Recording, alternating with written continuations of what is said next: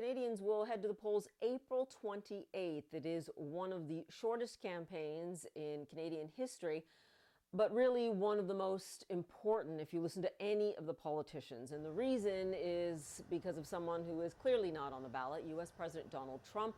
And I am quoting Mark Carney here when he says that the U.S. president wants to break us so Americans can own us. And he is talking about not just the threat of tariffing Canada and doing it severely so that Canada is essentially broken economically, but also the fact that he continues to talk about annexing Canada and the fact that it would be much better off as a 51st state. I want you to listen to the two frontrunners now. One is Prime Minister Mark Carney. He's only been Prime Minister for about 10 days.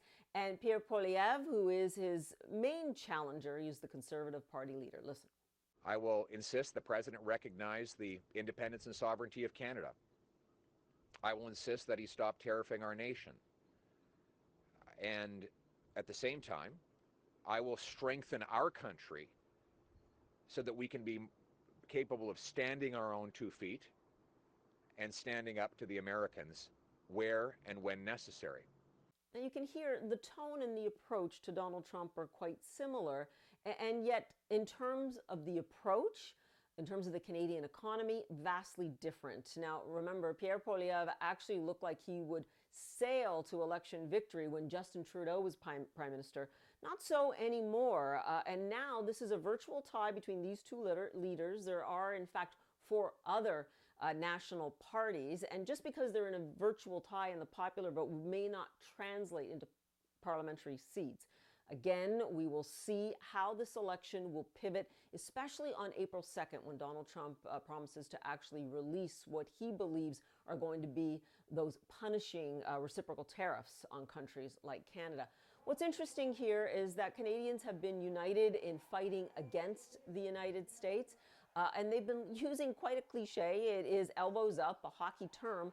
The Liberal Party of Canada managed to enlist comedian Mike Myers on one of their campaign ads. Listen.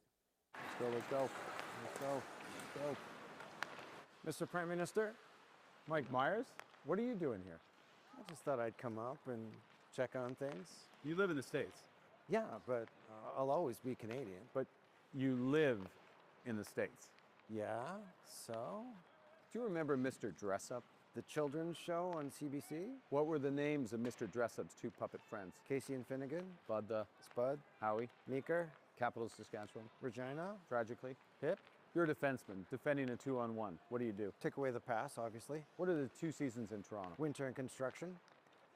Wow. You really are Canadian. Yeah. But let me ask you, Mr. Prime Minister, will there always be a Canada?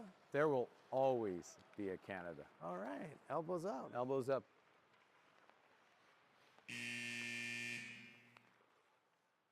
And you see written on the back there, never. And look, it was a joke. It does kind of dive into all of those trite but true Canadian stereotypes.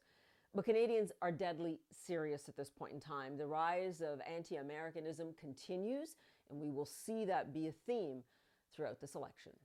Paula Newton, CNN, Ottawa.